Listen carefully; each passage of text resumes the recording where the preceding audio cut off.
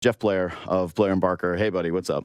Hey, man, how you doing? I'm doing well. I got to tell you, do you know how embarrassing it is for me to have you on in this time slot when I have that as my intro song and you had Stereo by The Watchmen at this time? And literally, I used to, like when I was an intern here and I used to cut the clips of your show, every day I would listen for your monologue and for that music to hit. And now people listen to that and me go, sports were good last night. It's pretty huge drop off. Thanks, man. I appreciate it. Yeah. Okay. So I know you. I know you're going to be talking about the Blue Jays all year long, and it might be painful. In fact, it might end.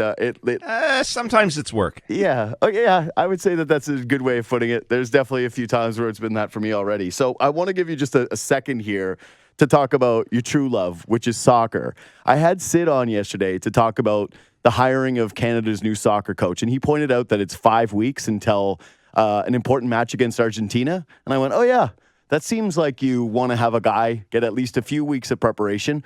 It was an interesting one because they had to, kick the can around and ask MLS clubs and private donors just to be able to hire a guy that was out of work right now and basically has had a, brutal track record since basically, I think it was, 2020 or 2021. I'm just curious if you want to share some thoughts on this hire and where you think Canada soccer's at right now. I mean, the most the most important thing for me was that they get somebody in operating under the assumption they're going to go outside the organization, get somebody in right away who can get people's attention. And by people, I mean the players, somebody who understands soccer from a North American perspective, because it is a different game. I think anyhow, than it is in Europe.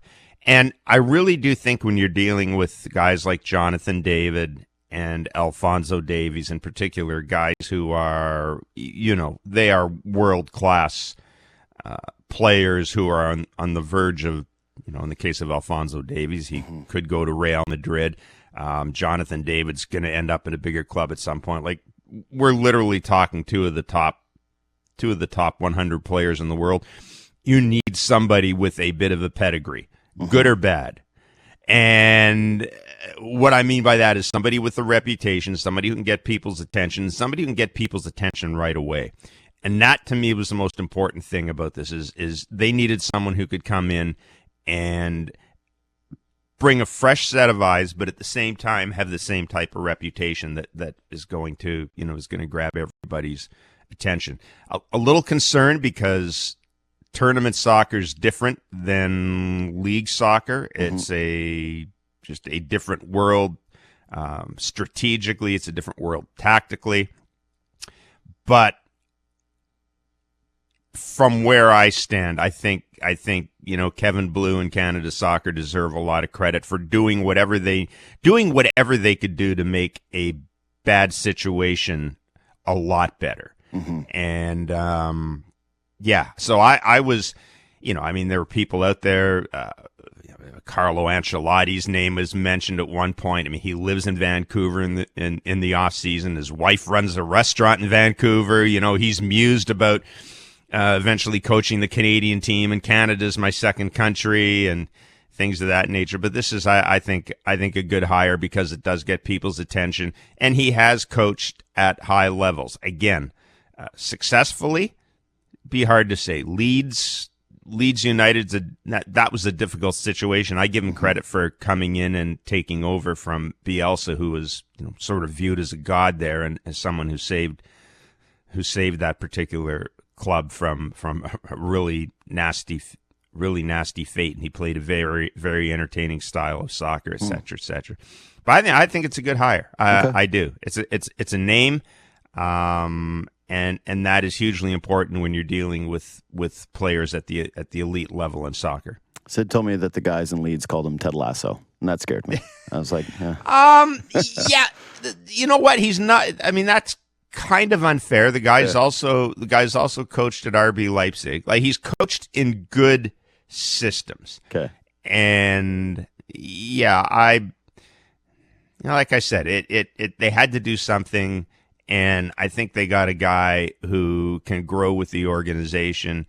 And again, most importantly, a guy who is going to get the attention of Alphonso Davies and Jonathan and Jonathan David. Okay, so that's good. And I do think it is funny that the bar legitimately was what you just said, where you go, they had to do something. You're like, yep, they needed a coach. There's no doubt they were like, we should get a coach. And everyone looked around the room and said, yeah, let's get one of those guys. Again, so I'm basically Ted Lasso. You know me, I'm an idiot. I'm basically Barker when it comes to this stuff when you're doing Guess the Bundesliga picks, right? I'm the Ted Lasso of soccer fans. I really enjoy the Canadian national program, but I don't track it like, a soccer guy like yourself. And just to me as an outsider and as someone who has been, I guess, deeply invested in the national program, like I think I went to 4 games when they were trying to do the World Cup qualifier, got intimately more knowledgeable about the team, really, really cared. It just it feels like this real rising for soccer. And they've got a World Cup coming up. And when you've got this opportunity, it's not like soccer is going to go anywhere or that the sport probably isn't going to grow in the country.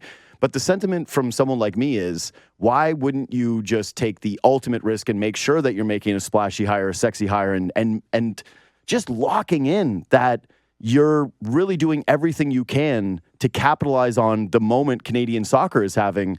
And so to me, it's just, again, when I see that, I go, damn, that feels a little light, even if he is the things that you just mentioned. And so I guess the question to you is, are you worried at all that they're squandering what kind of does feel like one of the more important moments for Canadian soccer, at least in my lifetime? Well, I mean, here's the thing. I would argue it's probably the most important moment for Canadian soccer. Mm-hmm. But, there's so many systemic issues with Canada Soccer, with the organization. I mean, the litany of them, the issues with the players on the men's and women's program.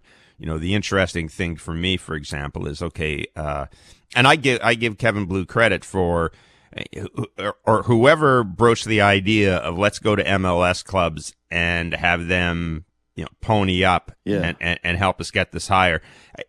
I mean, the organization is in financial jeopardy. And if you can think about that, you're in financial jeopardy a couple of years before the World Cup. You're about to play Argentina. You need a coach. Like, to go out and actually get somebody to help you sign that particular coach, I think says a great deal about Kevin Blue. He's going to be right now, he's like a fireman. He's got to put out a lot of fires. Like, we're talking about, he's got to get the house ready to host a World Cup. That's what he has to do. So there's a ton in front of him. I don't think you can get too cute with the hire. And I also think, frankly, given the financial state of the organization, given all that needs to be done internally, like addressing nuts and bolts issues, it doesn't get any more nuts and bolts than, can we pay our players? Mm-hmm. Right? Can we ensure that when we ask guys to fly over from Europe to play a match in Haiti or Guatemala, Haiti, Costa Rica, any country in Central America, can we ensure that we can get them here on a first class flight or a private jet? Can we ensure that we take care of them? Because these guys are high powered professional athletes playing in leagues in Europe where they are catered to. So there's a lot of nuts and bolts logistical stuff that Canada Soccer has to get straightened out before we can start talking about grand 4-year plans or 5-year plans or things of that nature. So, as I said, I like the fact that they got somebody in who has experience coaching elite soccer players and will, I think, based on his reputation, he will assume a heavy workload, which is what this job needs. This job needs somebody with a lot of energy to come in and do a lot of work, because again, Canada Soccer, it's like you're fighting a wildfire right now. You are trying to prevent stuff from spreading. You are trying to establish a sense of normalcy, and I think you really needed creative outside of the box thinking to get this done. And, tactically, strategic. I mean, he's got certain ideas that I think will meld with the Canadian program. Like, this team is basically about, how do we get the ball to Alphonso Davies and Jonathan David as much as possible? Right? And how do we put them in positions to score? That's really what this is about. And I think the style of play that he has coached, the teams that he has played with, I think he's probably a guy who will be able to do that. So again, I'll tell you this. I don't know what Sid said. I didn't hear it, but I did not, when they were looking for a coach, I didn't think they'd get anybody with any type of elite league experience in here. If you're doing this for a long term, JD, I think what you want to do, there are a lot of guys, there are a lot of coaches, very unsexy names, but there are a lot of guys who know how to get out of CONCACAF, right? And I think if you were looking at a long-term basis, maybe that's what you would have focused on. If you had 6-year lead up to the World Cup or something like that, maybe you would get a guy in that could, that would understand the nuances of surviving in CONCACAF and getting out of CONCACAF and playing tournament soccer, which again is huge. But the other thing with Jesse Marsh too is he loves talking soccer. Like he'll do interviews and he'll talk to people and he'll be a salesman and he'll go as in depth as you want with him when talking soccer. I don't think that's a bad thing right now, considering where this organization is. I really don't. Yeah, see, this is really important perspective for me today because, again, here I am being the dreamer fan who's like, how do we get to the deep in a World Cup run? And you're like, they need to figure out how to pay the players and they just need to get a coach who has some experience. I'm like, right. Understand what your program actually is. Okay. That was the enjoyable part, I hope, for you of this interview. Okay. That's done now. Cause now you got to talk about Jays. All right. You ready? It's not that bad. It's not like you're asking, it's not like you're performing open heart surgery without an anesthetic or something like that. Jeez. I will tell you. Not yet, anyhow. I've had some moments already this season, man. I really, again, you want to talk about being a sucker and a dreamer. I watched the game, what was it, on Saturday where they scored the 10 runs? And I'm saying to myself, this might be the turning point. They might have figured something out. And then they go the next day and it's just the exact same offense. And, you wrote a great column that's up on sportsnet.ca right now. Hold on, let me get the title. As Blue Jays face major issues, impressive Orioles reach for elite status. And I would recommend people go read this because, again, it's nice to have perspective and to be able to sometimes compare. You mentioned that they put George Springer back in the leadoff spot, and he immediately goes 0 for 4. He's got 2 strikeouts. And yeah, it's correlation, causation, whatever. It's a couple Davis Schneider starts where he's been in the leadoff and the team has won. I don't think that's the sole reason for these issues. But you've been on top of the Springer stuff from the beginning. Like this past offseason, you were the guy that mentioned, hey, you know what? Maybe they wouldn't mind moving off of this. And there were some hints about last year, his benching being not play related, but being kind of buy-in related, which is strange from a guy who's making $25 million, right? And I am curious what your read is on this situation for a guy that's still getting this many at-bats, that's still leading off, despite the lack of success. How much of this is actually the Blue Jays really believe he's going to turn it around versus how much they're afraid of what happens if they put him down the lineup? Yeah, I honestly, JD, I have no idea. I have suspicions that a lot of it has to do with the fact that he wouldn't be happy moving down in the lineup. I know that last year that was an issue. I'm going to try to look at it a little bit from the other side here for a minute. George Springer's a really proud guy. He's got the World Series ring. He, I'm sure, understands that, he is one of those players who will never escape the taint of the Houston Astros, the garbage ban or garbage can or sign stealing scandal, however you want to put it. He's one of the guys. He's not going to escape that. And it's got to be hard for, I made this point in the offseason. George Springer last year was healthier than he's been in 5 years, and he put career lows up at just about every number.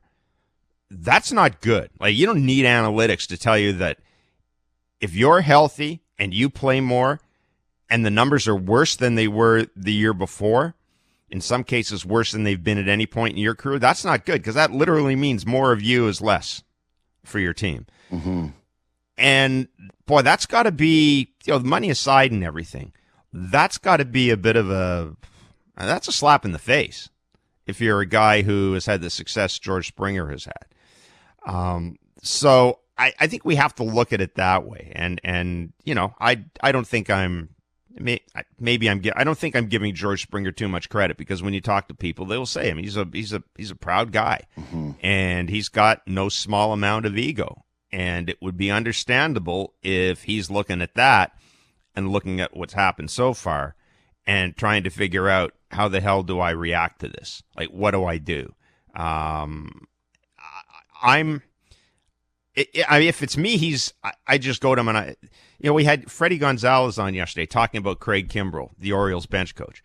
And Craig Kimbrell is going to get Hall of Fame votes. I mean, we can argue about a closer going into the Hall of Fame or whatever. But he's a guy who deserves a ton of respect. The Orioles took him out of the closer spot and told him, hey, this may not be permanent, but right now we've got better options in the ninth inning. We may be using you in the seventh inning.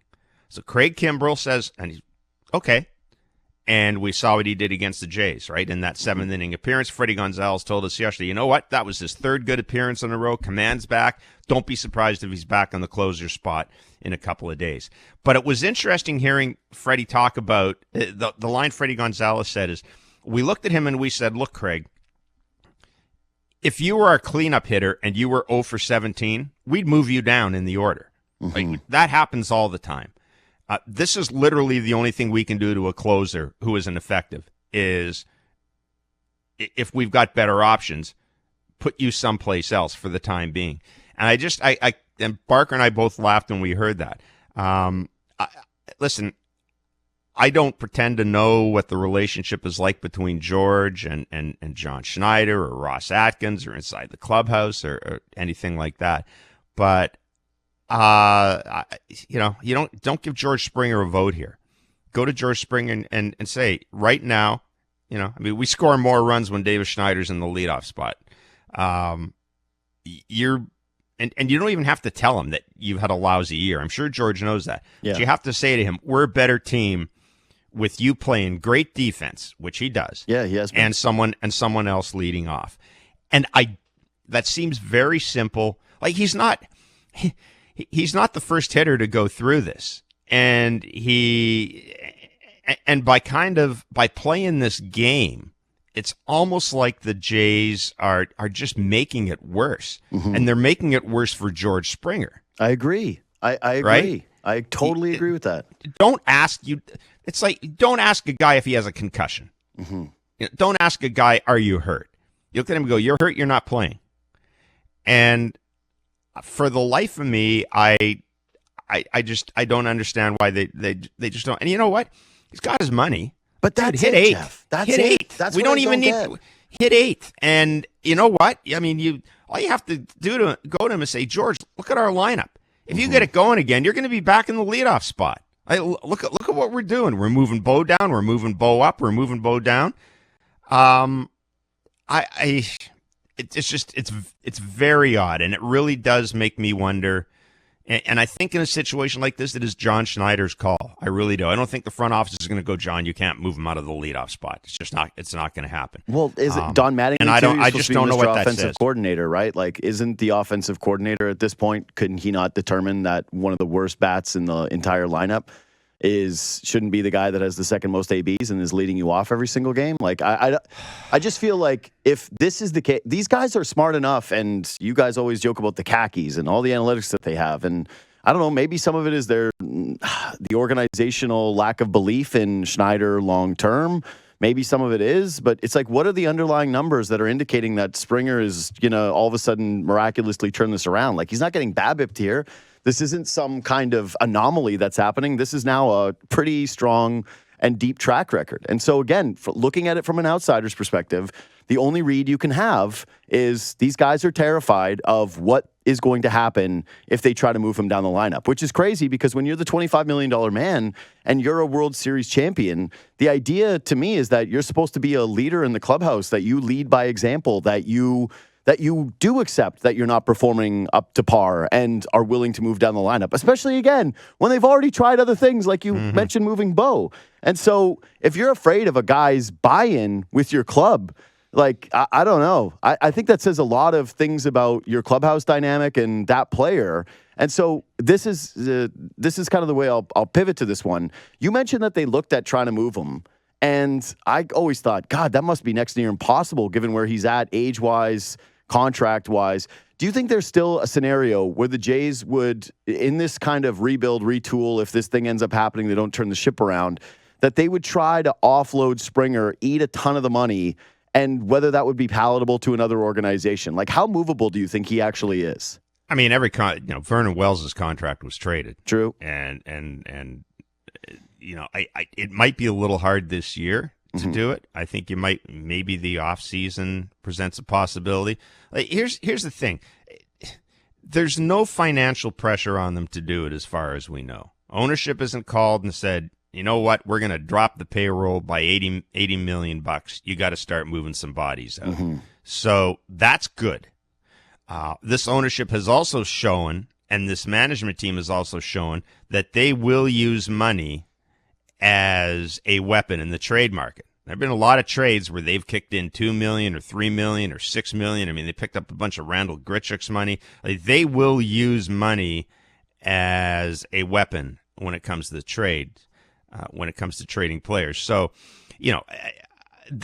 obviously they would be open to teams calling them about George Springer. They were in the offseason. I mean, they've got their center fielder. There's no doubt about that. Dalton Varsho is eventually going to be the center fielder. And when you sign a player to a deal like this, unless you're complete morons, which I don't think they are, when you sign a player with a deal like this, you start thinking right away, okay, this is great. Glad he's here. What are those final 2 years going to look like when you look at the aging curve? And you can look at the predictive aspects of how players perform when they age. Okay, what's that going to look like in the final 2 years of the contract? When do we start thinking about maybe trying to leverage this contract into something else? And to me, it's very simple. This organization needs young position players. It really does. It needs to get younger. It's, if I'm not mistaken, one of the oldest teams in baseball. It's crazy right now. So it's got to get younger. What makes you younger? Prospects. Dudes with a year's service time. What do you do with George Springer? Maybe you're making a trade and you say to the team, take George Springer, we'll pay a chunk of that contract, but we want a good prospect in return. In other words, if we pay $30 million of that contract, we expect a better, and teams do this. If we're going to pay $30 million of that contract or whatever it is, we expect a better player in return than if we're going to pay $10 million or $15 million. And teams routinely do that. And I think that's where we are with George Springer. I just, you made a point and it got me thinking. You would think at some point when that deal was offered and when the Jays were having that discussion about, okay, what could this look like in the final 2.5 years? At some point, somebody must have said, how do you think he'll react to the end of his career? Like, is this going to be difficult? Never mind moving the contract. Is it going to be difficult to handle this guy if this situation arises? And I just, none of this surprises me at all. And I'm surprised that it seems to have surprised people who are way smarter than me and, quite frankly, get paid way more money than I do to analyze these things. That surprises me. We shouldn't be shocked at this. Yeah. We shouldn't be shocked at this at all, given how he played, the way he plays. Like he's the exact type of guy who's going to fall off a cliff. Yeah, I just, especially when you look at his contract, and basically the main reason that he ended up here was they gave him an extra year. So right, like they gave him one more year than the Mets were going to give him. So they went, here's the bonus year. So you don't think about that during that time about how it's going to age. It's got to have aged a little bit more poorly than they originally anticipated, right? Like, it's definitely what they're seeing now is what they thought they would see next year. Yeah, next year. Yeah.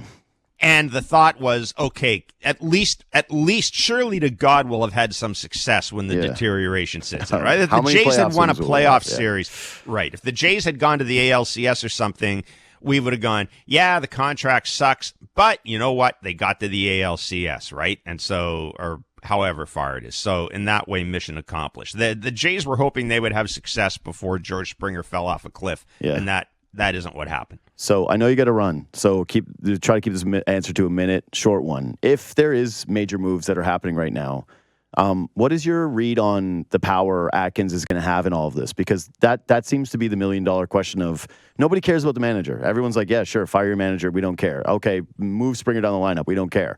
If they need to make major action, is your read that it will be still Atkins that's making these shots?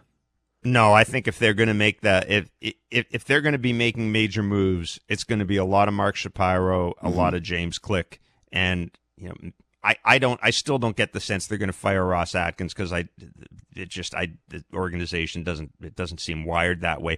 But I think it's going to be Click and Shapiro. Like Mark's fixed up the ballpark. There's really only one thing that matters right now, and that is figuring out what the hell you're going to do with this team.